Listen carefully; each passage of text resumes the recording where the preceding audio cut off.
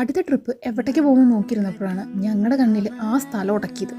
വേറെ എവിടെയല്ല, നമ്മുടെ തഞ്ചാവൂർ. അങ്ങനെ ഒരു 1 ഡേ ട്രിപ്പ് പ്ലാൻ ചെയ്ത് ഞങ്ങൾ 4 പേരും കൂടി തഞ്ചാവൂരിലോട്ട് കയറി. തഞ്ചാവൂർ അടിപൊളിയായിരുന്നെങ്കിലും ഞങ്ങളുടെ പ്ലാനിംഗ് കമ്മിറ്റി ഇച്ചിരി വീക്ക് ആയതുകൊണ്ട് ഞങ്ങൾക്ക് കുറേ മിസ്റ്റേക്കുകൾ അവിടെ പറ്റി. സോ ഈ വീഡിയോയിൽ ഞാൻ പറയാൻ പോകുന്നത് what are the mistakes V made in Thanjavur. നല്ല വെയിലായിരുന്നു അവിടെ.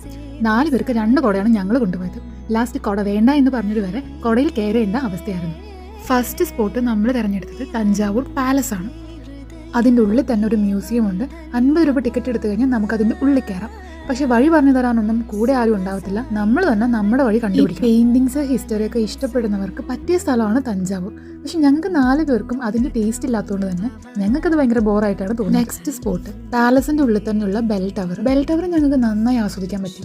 കാരണം നല്ല വെയിൽ കൊണ്ട് വാട് തളർന്നിരിക്കണം ഞങ്ങൾക്ക് കയറിയിരിക്കാൻ പറ്റിയ നല്ലൊരു സ്പോട്ടായിരുന്നു ബെൽ ടവർ. അങ്ങനെ അവിടുത്തെ ആസ്വാദനം നിർത്തി ഞങ്ങൾ അടുത്ത സ്പോട്ടിലോട്ട് പോവുകയാണ്.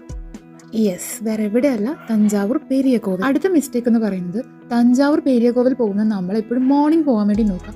കാരണം ഞങ്ങൾ ചെന്നത് വൈകുന്നേരത്തായിരുന്നു. അപ്പോഴേക്ക് സ്കൂൾ വിട്ട പോലെ ആയിരുന്നു അവിടെ നിറച്ച ആൾക്കാർ. പറയാതിരിക്കാൻ പറ്റത്തില്ല, അവിടുത്തെ ക്ഷേത്രവും അതിലെ കൊത്തുപണികളെല്ലാം ഭയങ്കര എലഗൻ്റ് ആണ്. രാത്രിയിലുള്ള ക്ഷേത്രത്തിൻ്റെ വ്യൂവും അടിപൊളിയായിരുന്നു. അങ്ങനെ ക്ഷേത്രമൊക്കെ കണ്ട് അന്ന് വൈകുന്നേരമുള്ള ട്രെയിനിൽ നമ്മൾ തിരിച്ച് നാട്ടിലെത്തി. സോ ബേസിക്കലി എനിക്ക് പറയാനുള്ളത്, നമ്മൾ തഞ്ചാവൂർ ക്ഷേത്രത്തിൽ പോകുന്നുണ്ടെങ്കിൽ മാക്സിമം മോർണിംഗ് പോകാൻ വേണ്ടി നോക്കുക. ഒരു 12 to 5 മണി വരെയുള്ള വെയിൽ കാര്യങ്ങളൊക്കെ ഒഴിവാക്കാൻ നോക്കുക. അപ്പോൾ ശരി.